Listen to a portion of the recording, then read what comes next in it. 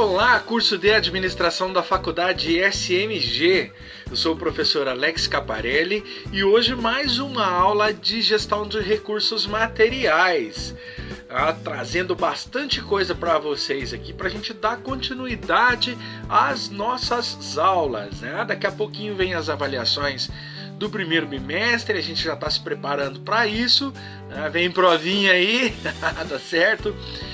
E na aula passada nós vimos a aula número 7 e eu coloquei a parte 1 sobre almoxarifados e armazenagem de materiais, tá? Essa aula é para os períodos 5º, 6º e 7º do nosso curso de administração da SMG. Tá? Aí para hoje nós vamos dar continuidade, tá? daquela aula passada, né, sobre almoxarifados e armazenagem de materiais, a parte 2, que é a nossa aula número 8. Dá uma olhadinha aqui na tela que eu vou mostrar a capa para vocês, olha. Tá aí, ó, administração de materiais, aula 8, parte 2, almoxarifados e armazenagem de materiais. A gente vai ver o armazenamento, critérios de endereçamento dos materiais, definição de dimensionamento do almoxarifado, organização do espaço em superfície, a eficiência em alta administração ou em administração de materiais e sistemas de informação para a armazenagem. Tá certo? Beleza? Pode olhar aqui? Então, essa aí é a nossa aula de hoje, tá? Coloquei aqui já para vocês aqui uma breve do sumário aqui, para a gente poder concluir, né, essa parte de almoxarifado e da armazenagem de materiais, tá ok? Então eu vou iniciar essa aula falando sobre o armazenamento dos materiais, tá ok? Então pode dar uma olhadinha na tela aqui, ó. Armazenamento de materiais. Uma boa gestão física do almoxarifado deve obedecer aos seguintes requisitos, conforme Messias 1983, tá? Então a primeira coisa, é claro, tem outras telas aqui, né? Tem pelo menos mais 5 telas, com essa aqui 5, né? De alguns pontos aqui que a gente vai trabalhar sobre esses requisitos. Então vamos lá. Primeiro, proporcionar uma eficiente recepção dos materiais. São elas: boas condições para a execução rápida e cuidadosa das 5 funções administrativas da recepção. Depois, espaço adequado para a descarga e para os controles quantitativo e qualitativo. Pessoal suficiente e competente, tem que ser competente também. E também a saída facilitada e desimpedida para os locais de armazenamento, certo? Olha aqui. O primeiro dessas 5 aqui, desses requisitos, é proporcionar uma eficiente recepção dos materiais. O que é recepção dos materiais? É o local, né, que eu vou fazer o recebimento ou da matéria-prima ou desse produto acabado, se for o caso varejo, para que eu possa negociá-lo. Se for uma fábrica, se for uma indústria, aí eu posso dizer da matéria-prima, né, tudo aquilo que vem de insumos aqui para a gente poder fabricar o nosso produto. Então, para ter uma eficiente recepção dos materiais, a gente precisa primeiro ter uma condição, a execução rápida e cuidadosa, né, das funções administrativas da recepção. Quais são as funções administrativas? Alguns autores tratam de 4.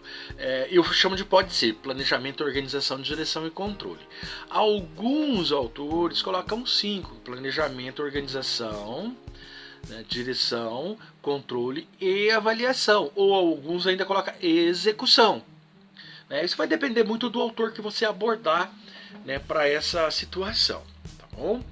E também um espaço adequado para a descarga e para os controles, tanto quantitativo quanto qualitativo.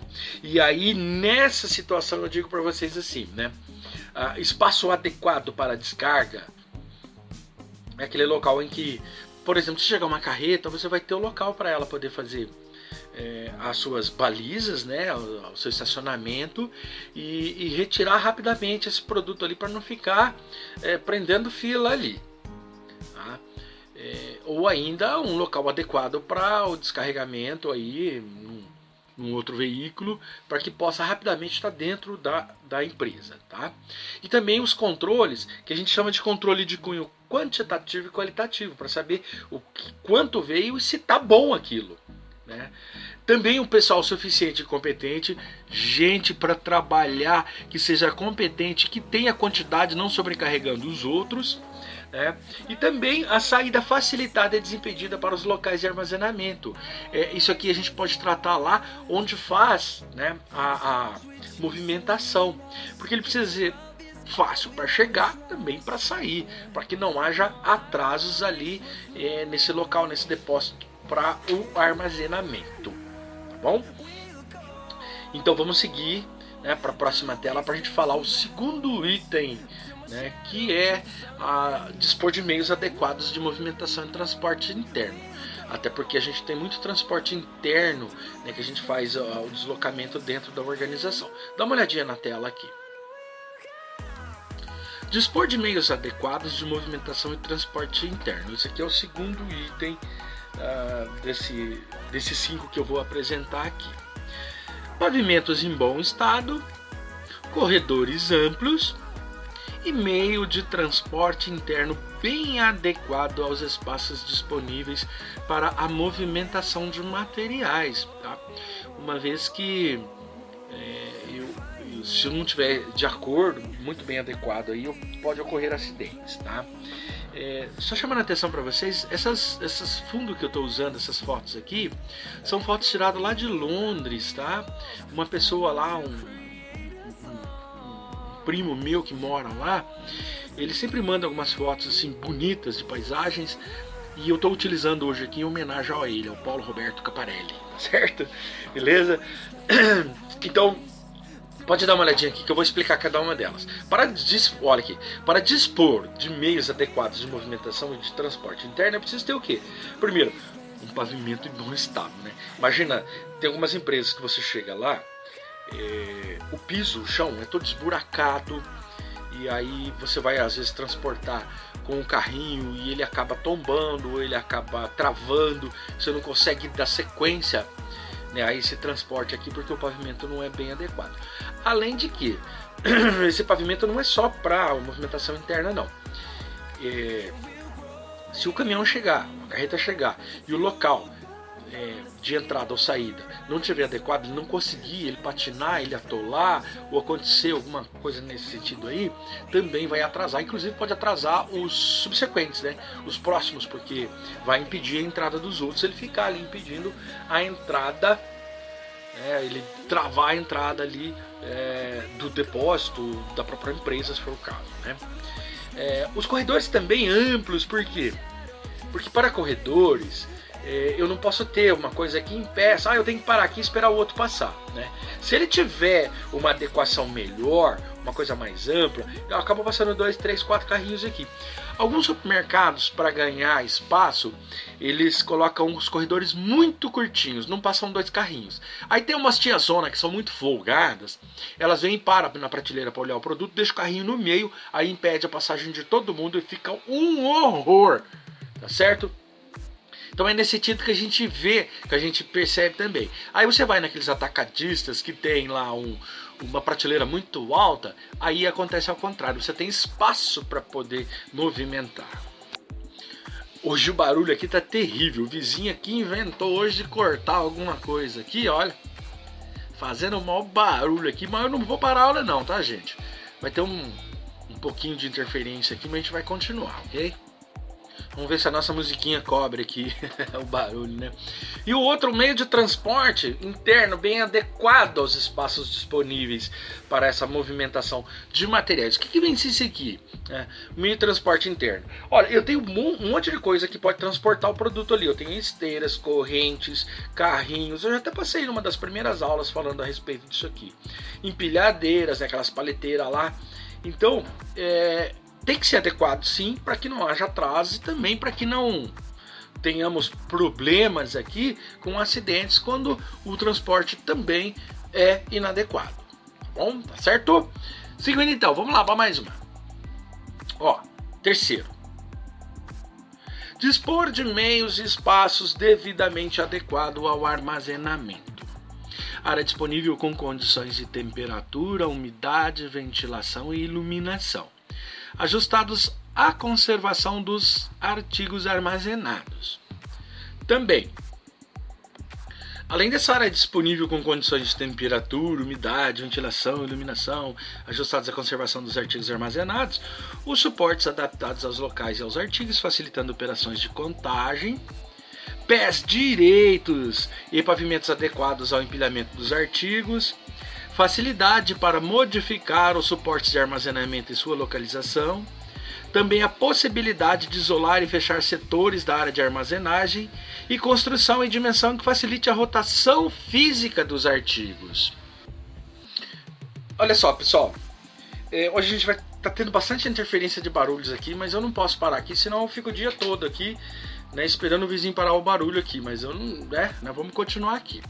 Bom, a gente já falou sobre proporcionar eficiência e recepção de materiais, dispor de meios adequados de movimentação e transporte interno, e agora dispor de meios e espaço devidamente adequado ao armazenamento. Por que isso aqui, né?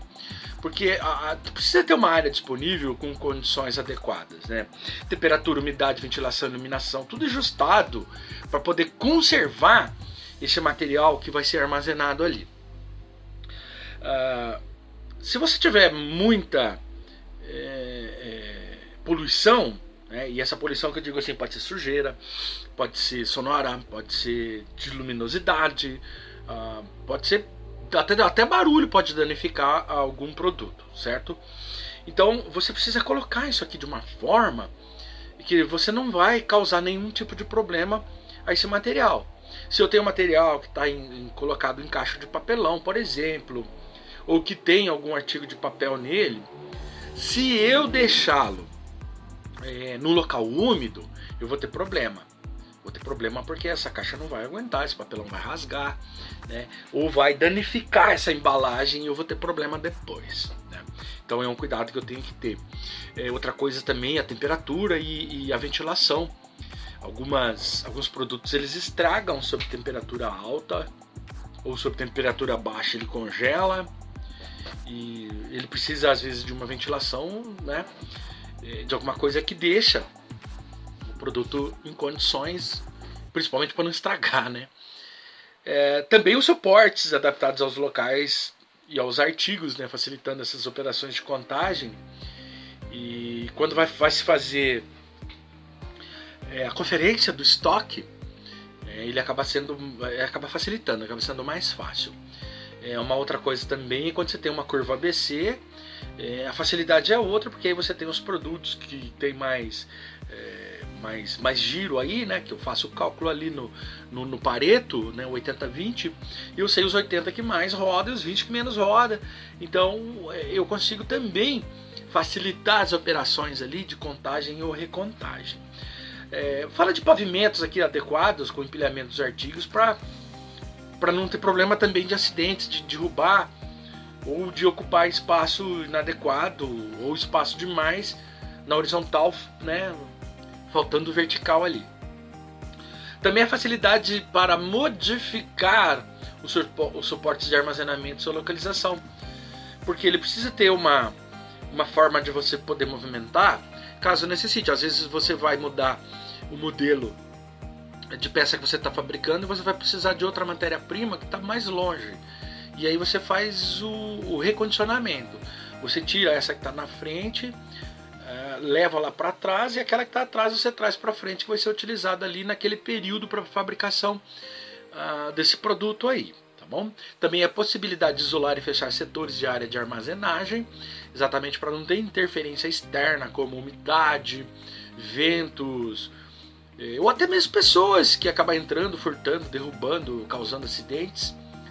Também é uma pedida isso aqui, além da construção e dimensão que facilite a rotação física desses artigos, né? dimensionar, né? Ter um espaço que ele seja adequado para eu poder manipular sem ter nenhum tipo de problema aqui com esse material que eu vou mexer, que eu vou trabalhar.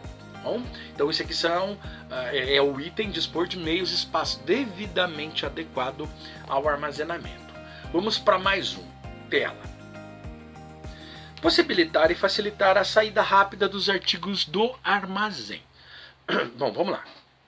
Pouca burocracia, itinerários de saída também desimpedidos, né? Espaços curtos a percorrer, em especial para os artigos mais movimentados. Saída fácil de pilha ou prateleira. Contagem local facilitada. Unidade de armazenagem igual à unidade de saída. Meios de movimentação rápidos e seguros, né, que é importante também.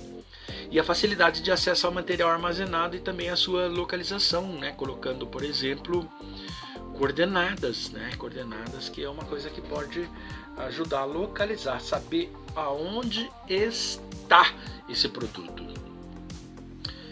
Olha só, por que eu preciso possibilitar e também facilitar a saída rápida dos artigos do armazém? O que eu venho batendo até agora, para que não haja atrasos, acidentes, prejuízos.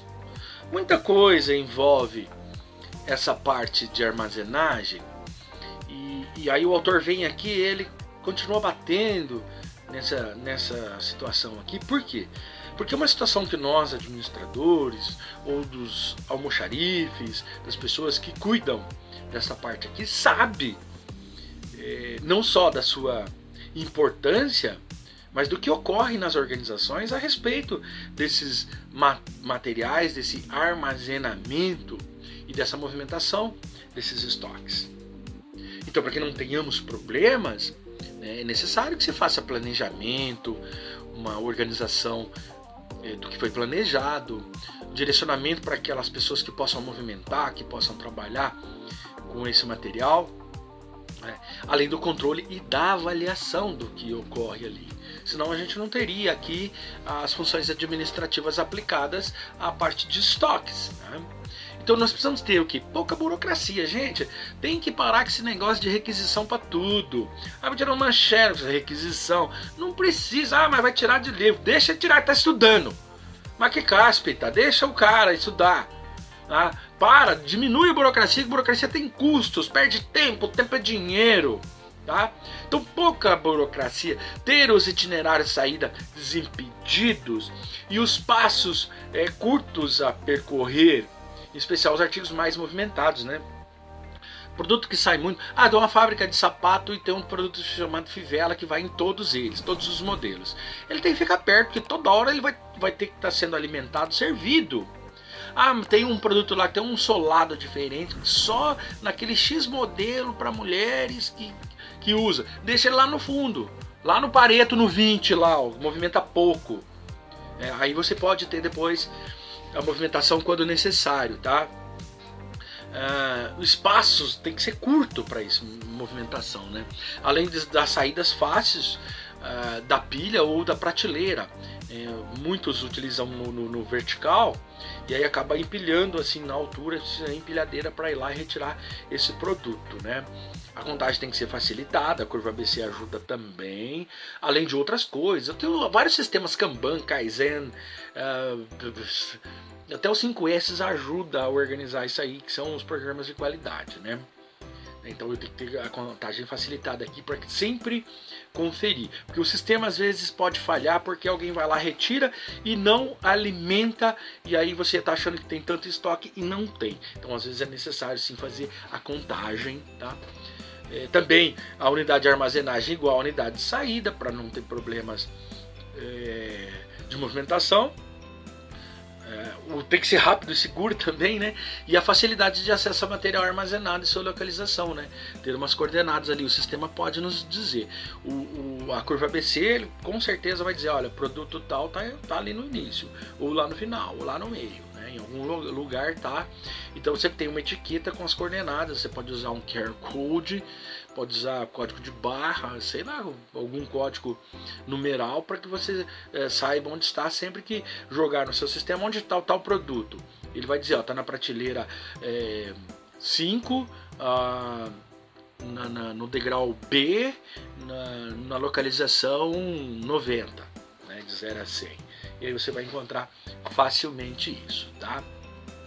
Vamos lá para mais uma então, para a gente poder concluir essa primeira parte aqui, tá? Que é prever, organizar e montar segurança de pessoas e também de bens. Olha, prever, organizar e montar a segurança de pessoas e de bens. Condições de limpeza fácil e proteção contra poeiras, inundações, incêndios, derrame de óleos e outros líquidos escorregadios, né? Pode ser outras coisas também, pode ser ácidos, pode ser água, né? Apesar que água é um líquido escorregadio. Também os sistemas de sinalização dos perigos para as pessoas e também bens.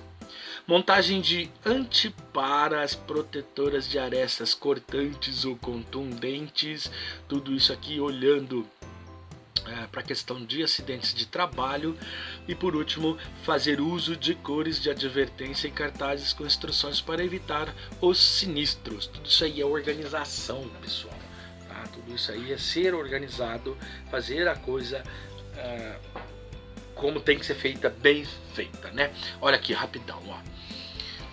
Primeira coisa, condições de limpeza fácil e proteção contra poeiras, inundações, incêndios, derrame de óleos, outros líquidos escorregadios. Você tem que ter o cuidado para que não haja acidentes, derruba um óleo. Ontem eu fui abastecer minha moto, quando eu parei na bomba, porque eu parei a moto, que eu coloquei o pé no chão, eu não caí por uma questão de detalhe, porque eu pisei e escorreguei o pé. Aí falei pro frentista, falei, olha, tá escorregadio aqui. Aí ele falou, nossa, caiu o óleo de algum carro aqui, eu vou lavar isso aqui antes que derrube alguém. Mas quase que eu fui pro chão. Então tem que ter essa condição de limpeza e ela precisa ser fácil, né, a limpeza, para não ter problemas aí com acidentes principalmente, que aí é problema sério, né? Cuidado que a gente tem que ter. Tá? Além dos sistemas de sinalização dos perigos para as pessoas e para os bens. O que é sinalização? Gente, vocês já chegaram no supermercado, numa loja, em algum órgão público, que aquela senhora está fazendo uma limpeza, passando um pano molhado, e ela coloca uma plaquinha assim, escrita, cuidado, chão escorregadio. Esse aí é um exemplo, é um detalhe de uma sinalização. Além de cuidado fogo, cuidado alta temperatura, cuidado com as luzes, tem uma porção de coisas que dá para envolver aqui na sinalização de perigos para que as pessoas não tenham acidentes, né? Ou que não quebre algum bem lá dentro da empresa, dentro da organização. Depois, a montagem de antiparos protetoras a arestas cortantes e contundentes.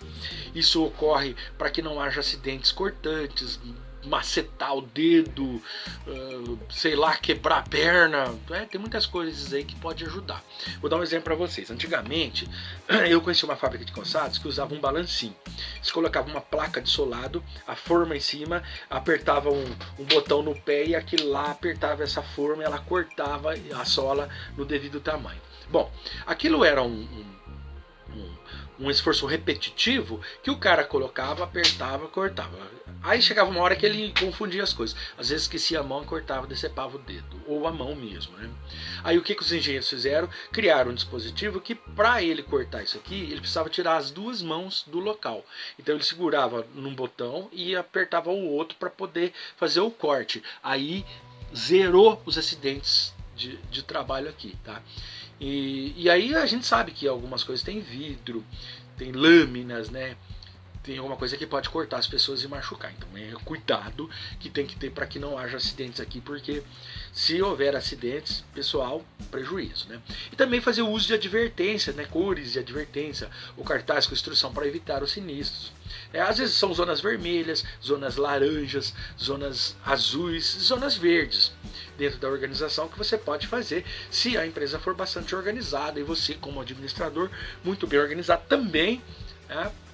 E aí você utiliza desses meios aqui para colocar essas advertências. Por exemplo, onde tem extintores, existe uma faixa vermelha, inclusive no chão, mostrando que aquele local não pode ser impedido. É igual um hidrante na rua, você não pode estacionar o seu carro na frente do hidrante. Em caso de incêndio, o corpo de bombeiro precisa utilizar aquilo lá.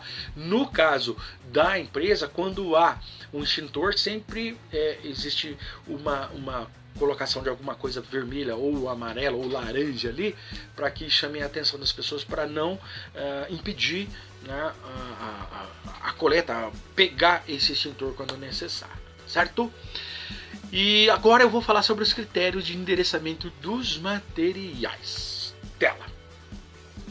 Critérios de endereçamento dos materiais. Os critérios de arrumação mais usados são os seguintes, né?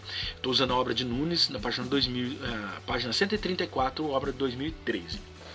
Pode ser por frequência de saídas, ficando os mais movimentados perto da expedição para abreviar e facilitar as entregas, já estou falando disso. Manter o mesmo item em 2 locais, um na retaguarda, que é de reserva, e outro mais junto na entrega, que é a distribuição, designando esses critérios por estoque de reserva. Condicionar a localização às características de cada artigo, peso, volume, cheiro, perecibilidade, fragilidade e também a robustez. E também por agrupamento homogêneos, né? Ou seja, famílias dos artigos aqui. Por ordem de código, departamento utilizador, por antiguidade no armazém. Isso é o primeiro a entrar, deve ser o primeiro a sair. E também o aleatório, que eu posso chamar de espaço livre nessa situação, né? Olha aqui, os critérios então de endereçamento. O que é endereçamento? Onde eu vou colocar esse produto? Eu preciso depois localizá-lo, eu preciso contar muitas vezes para saber o que eu tenho em estoque, e aí eu preciso criar critérios de arrumação. E quais são os mais utilizados aqui? O Nunes veio e falou para nós aqui, ó, por frequência de saídas, né? Aquele que tem mais fluxo, mais movimentação, né? Ele vai ficar mais perto da expedição. Aí eu posso usar o Pareto, posso usar o 80-20, né? Lá na curva ABC, lá que vai ficar tudo certinho. Preciso manter o mesmo item em 2 locais. Se caso eu tiver um fluxo muito grande, sempre ter um reserva, porque aquilo falhou, quebrou, parou, eu já pego o reserva rapidão aqui, né, lá ali perto da distribuição. Condicionar a localização e as características de cada artigo, e aí eu posso ter nessa etiqueta as informações. Se é um QR Code, eu vou lá, clico, ele já dá peso, volume, cheiro, se vai vencer ou não, se é frágil ou não, se é pesado, o que é, né? Qual é a história desse produtinho aqui, né? Claro que vai estar no sistema, vai estar na etiqueta também, que vai fazer a identificação, ou eu posso colocar ela numa prateleira só de produtos pesados, só de ferramentas, só de material de acabamento e assim por diante, né? E também por agrupamentos homogêneos, ou seja, criar famílias de artigos, né? Líquidos, ácidos, eu posso colocar alimentos, ferramentas, como eu acabei de falar. Tem uma porção de coisas que a gente consegue envolver dentro desse agrupamento aqui, né? Então eu faço os agrupamentos, olha, aquela parte ali é a parte de alimentos, são materiais perecíveis. Essa parte aqui são só as ferramentas. Essa outra parte aqui são as partes de fazer acabamento, embalagens, entre outras coisas aqui. E lá ali eu tenho os fluidos, né? Óleos, sei lá, desengripantes, alguma coisa que eu preciso utilizar ali na produção desse determinado produto. Então eu faço agrupamento de forma homogênea, né? Tudo muito bem organizado, inclusive. E aí eu posso fazer o quê? Por ordem de código. Por A, B, C, D, 1, 2, 3, 4, branco, amarelo, azul, sei lá, uma porção de coisas que eu posso utilizar aqui, né? Posso utilizar por ordem de código, posso fazer por departamento utilizador, né? O que se utiliza em cada seção, e aí cada seção ela tá colocada de forma ordenada, porque cada vez que eu vou fazer, às vezes eu trabalho na parte da manhã fabricando pipoca, na parte da tarde salgadinhos de milho, na parte da tarde na noite trigo. Então eu coloco também isso aqui por departamento utilizador, né? E também por antiguidade no armazém. Por quê? Porque os produtos vencem, tá, pessoal? mercado principalmente. Eu não posso ir colocando lá, vai chegando, vou colocando na frente. Chega uma hora que aquele que está lá atrás vence. Então sempre que o produto chega novo, você coloca lá atrás e deixa o mais antigo que foi comprado primeiro na frente, para ele ir para a prateleira e ser consumido e não vencer. Isso é organização, tá, gente?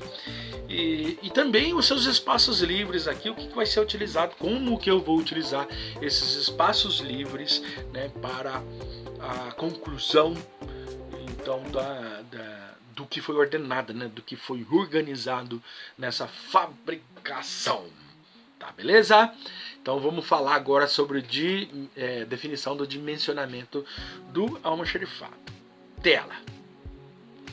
Definição do dimensionamento do almoxarifado. O espaço de um armazém deve ser programado e estabelecido a fim de que se possa desfrutar da sua área total. Em consequência, o espaço vertical não pode ser esquecido, mas sim projetado e aproveitado inteiramente, mediante o uso de prateleiras ou com um equipamento de materiais, um empilhamento de materiais.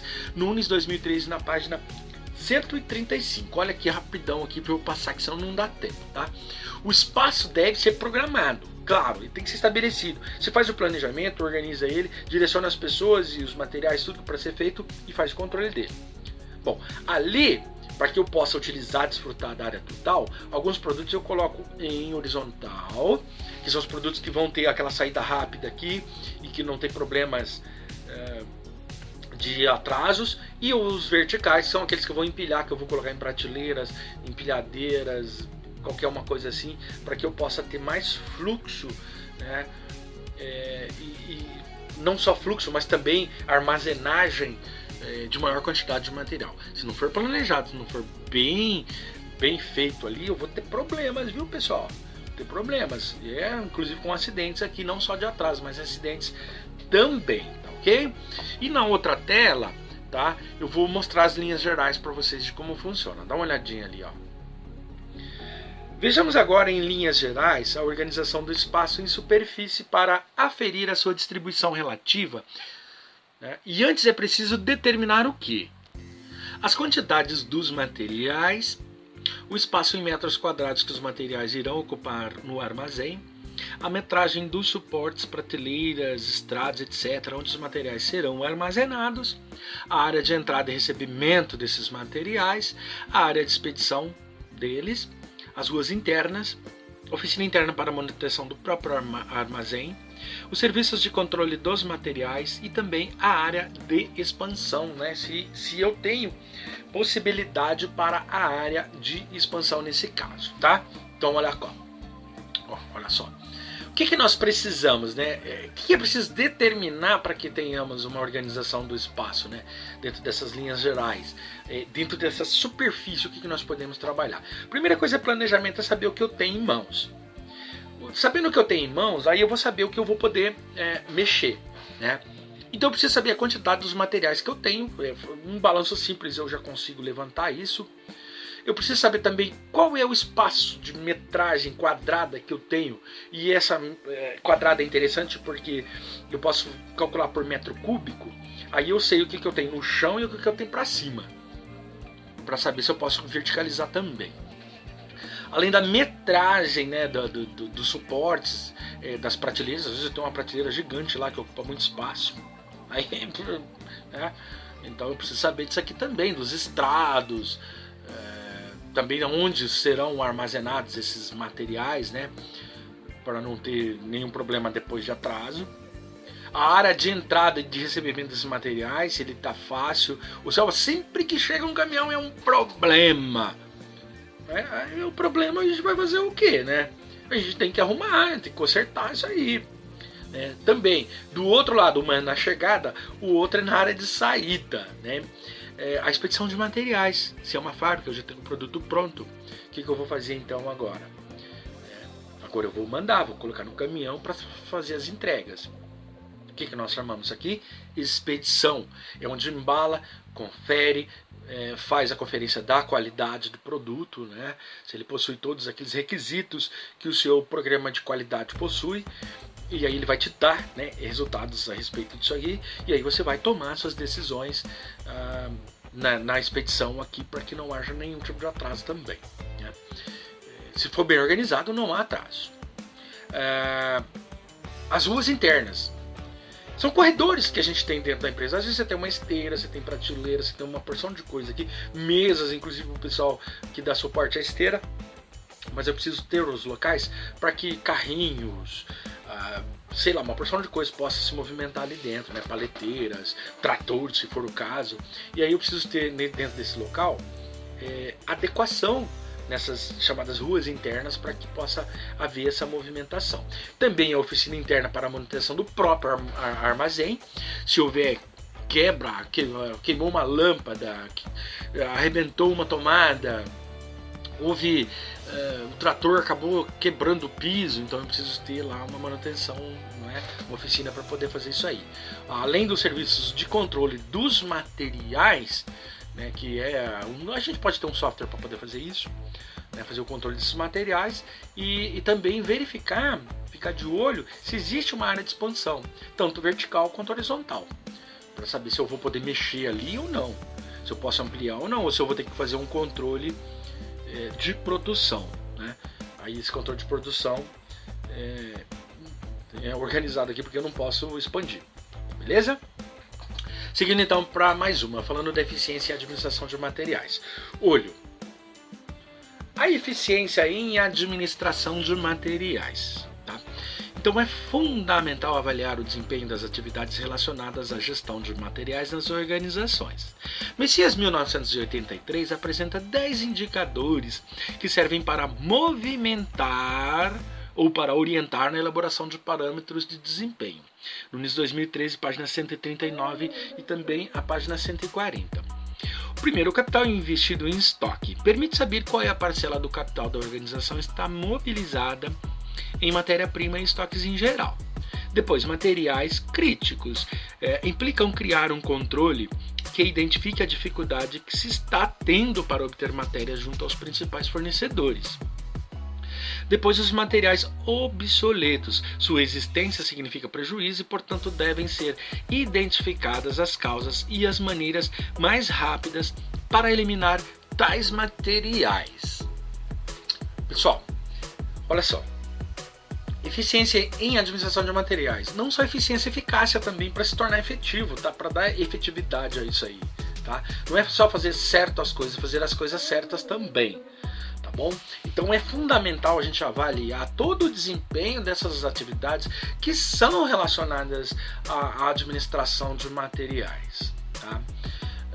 Aí até o autor aqui trouxe, né, Messias 83, 10 indicadores que servem para fazer essa orientação. Então, eu coloquei 3 aqui, depois tem 7 na próxima página, que aí eu vou explicar também, tá, para vocês, tá? Então, ele serve para orientar e elaborar os parâmetros de desempenho, né? Quais são esses parâmetros? Por exemplo, o capital investido em estoque, né? Permitir saber qual é a parcela do capital da organização está imobilizado em matéria-prima e estoques em geral. Isso é um cálculo que vem lá da administração financeira, tá? O financeiro pede lá para o estoque, né? Faz um levantamento do estoque, para saber o que tem, onde pode investir, o que está ganhando, o que está perdendo, porque existem muitos cálculos aí, muitas fórmulas que podem nos mostrar aqui como chegar ao ponto de equilíbrio, como ter o retorno sobre o investimento, retorno sobre o patrimônio líquido, né? Então tem uma porção de cálculos aqui que a gente faz, né? Além disso aqui, eu preciso também ver a questão dos materiais críticos, né? Porque eles implicam em criar um controle que identifique também, mostre, né, a dificuldade que se tem para obter esses materiais junto aos fornecedores. Você não pode comprar, por exemplo, ácido em qualquer lugar, ou determinados tipos de ácidos, né? Pode virar arma. Você não pode comprar pólvora. Para você comprar pólvora, você vai ter que ter alguma liberação aí do governo, né? De algum ministério aí. Inclusive o exército é que cuida aqui da movimentação. Pelo menos cuidava, né? Não sei agora como tá, porque bagunçou de novo, né? Liberaram armamento no nosso país, então virou bagunça. Mas deveria ter sim, para que não houvesse problemas aí. E também alguns materiais que são importados, que dependem de licenças, se é um laboratório, se você trabalha com coisas biológicas, com coisas químicas, tem toda uma liberação do Ministério da Agricultura, né? Ou de algum outro ministério responsável pelaquilo que está sendo feito, desenvolvido, com suas tecnologias, com, sei lá, materiais, conhecimentos, know-how. Falando em know-how, pessoal, no meu canal Planeta Marketing Oficial, o episódio dessa semana é o que é know-how. Dá uma olhadinha, que legal para vocês que são administradores aí, tá bom? Depois, uma outra coisa são os materiais isolados, né? Sua existência significa prejuízo, então ele deve ser identificado, mostrado as causas, né? E que levou a isso aqui, corrigir, eliminar esses materiais que causam prejuízo, tá? Não posso ter estoque parado, que é prejuízo. Eu fiz uma consultoria numa empresa de depósito de material de construção, tinha a caixa d'água lá de amianto de 20 anos atrás. Falei pro cara, vende a preço de custo. Não, mas eu vou dar prejuízo. Não, você já tomou prejuízo, já perdeu. Vende isso aqui, qualquer dezão aqui, tá bom. Já elimina esse trem que nem pode ser fabricado mais, tá certo? Vamos para outra tela aqui, senão a gente não consegue concluir. Olho. Materiais caros com pouco giro. Significa que o capital está sendo mal utilizado e aumentando os custos de armazenagem. Isso é problemão, hein? Materiais rejeitados no controle da qualidade. Serve para mostrar falhas nos processos de obtenção dos materiais ou na definição das especificações. Materiais com atraso nas entregas podem representar horas paradas na organização, portanto devem ser identificadas rapidamente as causas. Descontos obtidos em compras indicam obtenção de vantagem para a organização. Sobras, quebras e sucatas significam a perda ou subutilização dos materiais. Compras urgentes indicam problemas na programação das compras ou nos prazos de entrega dos fornecedores e também devem ser evitadas. Custo de emissão de um pedido de compra mede a eficiência dos compradores, principalmente quando acompanhado através de gráficos de controle que sinalizam o quê? As tendências, tá, pessoal? As tendências. Okay? Pode olhar para o tio aqui, ó, só para dar sequência ali no que nós falamos da eficiência da administração dos materiais, né? Materiais caros com pouco giro é prejuízo. Não posso ficar mantendo um material desse aqui na organização, né, que eu tenho que me organizar melhor, comprar a quantidade mais adequada para que eu não fique muito tempo parado. Às vezes você tem um produto super caro que tem um lucro muito bom, mas que fica muito tempo parado. Eu vendo um a cada 6 meses, um a cada trimestre, aí eu posso ter problemas com isso aí, tá? Materiais rejeitados no controle de qualidade, ele tem duas opções: ou descarte, que é prejuízo, ou fazer um produto de menor qualidade, um produto mais barato. Que aí eu até digo para vocês, façam uma segunda marca, uma marca B, para não queimar a marca principal, se você fizer esse tipo de colocação, né, para esses materiais rejeitados aí, né, para um subproduto. Materiais com atraso nas entregas também é problema, porque são horas paradas da organização, você pode ficar parado esperando ali, e aí é probleminha, né? Probleminha, porque eu paro a fabricação, então eu deixo de ganhar na fabricação, né? Além dos descontos obtidos em compras, indica a obtenção de vantagem, né, para essa organização. Que eu posso utilizar? Uma boa compra, né, uma boa pesquisa sobre fornecedores que vai me trazer benefício. Eu compro em quantidade, tem benefício? Opa, posso comprar, desde que não fique parado 6 meses lá, né? Se tiver um giro rápido, ok. Então, a comprar bem é vender bem. Isso aí é lei. Comprou bem, vende bem. Também as compras urgentes, que aí pode indicar problema na organização das compras, inclusive com prazo de entrega de fornecedores, né? Então, precisa ser evitado. Tem um cálculo que a gente pode fazer, e dentro desse cálculo aqui é a margem de segurança. Já venho falando para vocês em outras aulas aqui, para que eu não tenha problemas com atrasos. Às vezes o caminhão demora uma semana para chegar, você compra 8 dias aqui, sofre um acidente, tem que mandar o produto de novo, atrás 2, 3 dias, fica 2, 3 dias parado. Então muito cuidado com esse tipo de situação, tá? Outra coisa, custo de emissão de um pedido de compra, tá? Então vai medir a eficiência dos compradores, principalmente quando acompanhado de gráficos de controle que sinalizam essas tendências. O seu próprio software, ele pode mostrar isso aqui, ele pode ser programado para isso aqui e te ajudar, claro, sempre vai ajudar quando eu tiver alguma situação dessa aqui, tá? Então, para a emissão de um pedido de compra, ele é planejado. Então, ele vem para poder ajudar. Ele pode medir a eficiência desses compradores, se você tem um departamento de compras, se você tem uma pessoa responsável para isso aqui, ou ele vai mostrar que está em deficiência ali, precisa de treinamento, desenvolvimento, ou substituir esse funcionário aqui que não está adequado naquela área ali para ter melhores condições. Tá? Posso dizer assim, para ter melhores condições, certo? Vamos lá para mais uma, que eu vou falar agora dos sistemas de informação para a armazenagem tela. Olha só, nesse quesito aqui dos sistemas de informação para armazenagem, eu vou ter DRP, o IDI, depois na outra tela eu tenho mais 4, tá? Que é o AutoID, o RFDC, o TMS e o WMS. Eu vou explicar esse aqui, depois eu explico a outra tela para vocês, tá? Então, o Banzato 1998 coloca que a evolução da tecnologia da informação proporcionou uma grande transformação nos sistemas de informação voltados para a armazenagem. Além da rapidez dos procedimentos automatizados, a eficiência também se deu pela capacidade de simulação e principalmente de integração com os demais sistemas organizacionais, cujos principais são apontados por Banzato 1998. E aí eu vou falar de cada um desses aqui para vocês. Olha, DRP. Essa é uma sigla, né, que é Distribution Requirements Planning.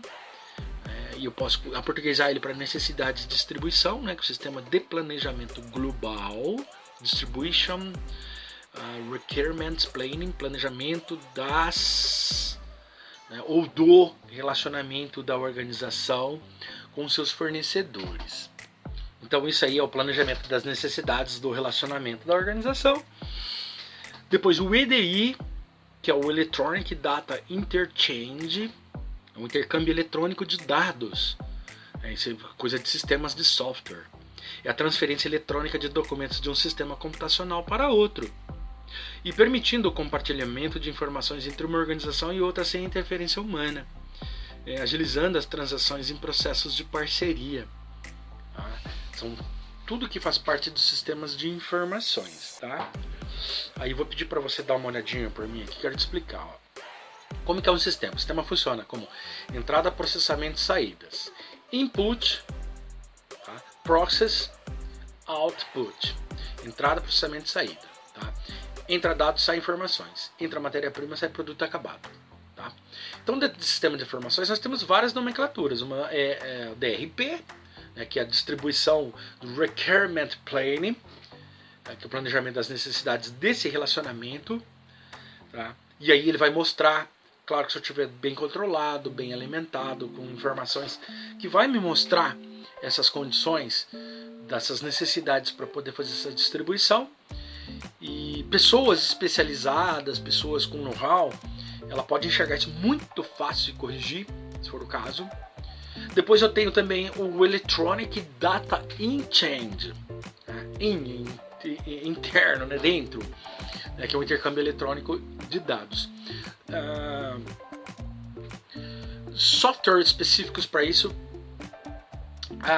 eu posso ter essas mesmas informações no administrativo, em que o almoxarifado tem acesso, em que o departamento financeiro tem acesso, em que principalmente o departamento de marketing tem acesso para poder trabalhar, movimentar isso aqui, tá? E ele é uma transferência eletrônica de documentos de um sistema, de um software, que eu posso passar de um para outro. Isso funciona muito bem quando temos intranet, que aí nós não temos problemas com invasões, né, com hackers roubando nossos dados. Inclusive alguns hackers, gente, eles invadem o sistema, roubam seus dados e depois cobra para devolver. vai cobrar o resgate. Então isso já aconteceu no meu site, ficamos quase um ano aí batendo lá até conseguir quebrar a chave deles, né, e consertar, nunca mais conseguimos colocar como estava o site, apesar de estar todo alimentado novamente, tá? E deixa eu falar dos outros quadros aqui da próxima tela. Olha, o próximo é o Auto ID, Automatic Identification. O de identificação automática, principalmente através da utilização de código de barras ou QR Code. Então é possível identificar um produto em diferentes organizações, né? Código de barra normalmente ele é único de determinados produtos, a não ser que você cria próprios dentro da organização, aí ele pode ter conflitos com outros. O RFDC, que é o Radio Frequency Data Collection, ou coleta de dados por radiofrequência, trata-se de um sistema de identificação de materiais sem a necessidade de um dispositivo óptico, com altíssima eficiência, onde? Na identificação. Naquela situação em que eu transfiro dados, né, por radiofrequência. Eu identifico o material, faço a leitura dele e ele já manda lá para a central dizendo, olha, está aqui identificado. O TMS, que é o Transportation Management System, ou Sistemas de Gerenciamento de Transporte, importante aqui no recebimento e também na expedição, automatiza muitas das funções administrativas relativas ao transporte, tais como controle de distâncias percorridas, planejamento e acompanhamento das rotas, carregamento do veículo e consumo de combustível. E depois o WMS, que é Warehouse Management Systems, sistemas de gerenciamento de armazéns, né? Warehouse. Então eles são específicos para o gerenciamento dos almoxarifados, pois se encarrega do recebimento, inspeção, endereçamento, estocagem, separação, embalagem, carregamento, expedição, emissão de documentos, inventário, eliminando ou reduzindo drasticamente a participação de pessoas em tais operações, porque pessoas erram, né? O sistema não, quando ele é programado corretamente ele não erra, aí nós não temos problemas de erros aqui, ok? Olha aqui por ti, ó. Explicar cada uma delas aqui de modo rápido. O Automatic Identification, identificação automática, ele ocorre na utilização de algum código, ou de barras, ou de QR Code, né, para identificar um produto em diferentes organizações. Se você chegar no supermercado, o código do leite condensado da marca Nestlé é o mesmo para todos. Mas pode ocorrer também nos QR Code agora, que é um pouco mais avançado, um avanço do código de barras. Depois o RFDC, que é o Radio Frequency Data Collection, né, Data Collection, que é a coleta de dados por radiofrequência. Eu transmito dados por radiofrequência. Mas, professor, mas aqui a gente é um pouco mais avançado. A gente tem um tablet que eu faço essa frequência via internet. Ok, não tem problema. É que o radiofrequência, eu não tenho problemas de invasões, né, de hackers, de crackers, qualquer um desses caras aí. E já por internet pode ocorrer uma janela, uma porta aí que alguém acaba invadindo e causando problemas, certo? Depois, o TMS, que é o Transportation Management System, sistemas de gerenciamento de transportes. Cara, isso é importantíssimo. Por quê? Porque é uma automatização das funções administrativas que são relativas a quem? Ao transporte. O que eu posso ter ali? Controle de distância, quanto que é a distância que eu vou percorrer, né, durante esse tempo. Quanto eu vou gastar de combustível, de diárias, de alimentação por motorista, uma porção de coisas aqui. Então esses sistemas ele vai me ajudar no planejamento e no acompanhamento dessas rotas. As transportadoras hoje têm um aparelhinho de, sei lá, GPS, alguma coisa, né, um aparelho específico, que ele mostra onde o caminhão está. Olha, ele saiu agora de Cuiabá, ele está passando por Campo Grande, acreditamos que até amanhã ele chega em Maringá. Então ele pode fazer um acompanhamento. Os Correios, quando você pede alguma encomenda registrada, você pode verificar por onde anda essa encomenda, né? E aí você consegue fazer o acompanhamento dessas rotas aqui. E o WMS, que é o Warehouse Management System, que é os sistemas de gerenciamento de armazéns, é aquele que vai controlar, também avaliar tudo que ocorre dentro do armazém, né? É o gerenciamento dos almoxarifados, ok? Então lá eu tenho o que dentro do almoxarifado, né? Movimentações, inspeção, endereçamento, estocar, separação, até mesmo embalagens, né? O carregamento de tudo isso aí, a expedição e a emissão de documentos. Sabe uma coisa muito importante que nós temos ali? O inventário. O inventário ele é um pouco mais preciso que o sistema, porque às vezes o funcionário retira algum produto e não coloca no sistema. Mas o inventário ele é físico, você consegue ir lá contar e saber quanto que tem e corrigir no sistema se for o caso, né? Se houve furtos, se houve desvios, se alguém esqueceu de lançar, para poder corrigir isso aqui, né? Aí eu faço o quê? Eu reduzo drasticamente a participação de pessoas em operações quando eu tenho o Warehouse Management System, tá? Que é esse sistema de gerenciamento de armazenagem. Beleza? Então, pessoal, esse é o material da nossa aula de hoje, né? Trabalhei muita coisa aqui, falando de armazenamento dos materiais, os critérios de endereçamento desses materiais, o que define o dimensionamento do depósito ou do almoxarifado, se eu disser assim, né? E também a organização do espaço em superfícies que eu vou utilizar, horizontal, vertical, seja lá o que for, né? A eficiência da gestão de materiais, da administração de materiais e também os sistemas de informações para essa armazenagem, tá bom? E aí eu quero mostrar para vocês agora, né, o nosso referencial bibliográfico que nós utilizamos nessa aula de hoje. Dá uma olhadinha na tela que eu vou mostrar. Olha lá, o referencial básica. Mais uma vez utilizamos a obra de Nunes, Rogério da Silva Nunes, Administração de Materiais, segunda edição, Florianópolis, Departamento de Ciência de Administração, UFC 2013, né, 150 páginas. Isso aqui foi o mesmo material que eu utilizei na aula passada, então ele é a sequência daquele material, tá? O referencial complementar, aí eu tenho vários ali, né? Pauleschi, Viana, Banzato, Kind, Instituto de Logística, IMAN, todo esse aí que veio aqui para dar suporte ao material do Nunes que nós acabamos utilizando aqui também, ok? Certo? Pode olhar para o tio aqui que eu vou falar sobre a atividade de vocês dessa semana. Eu vou colocar aqui na tela para vocês verificarem, e claro que isso aqui vai estar lá no portal, vocês podem puxar o arquivo lá para saber, né?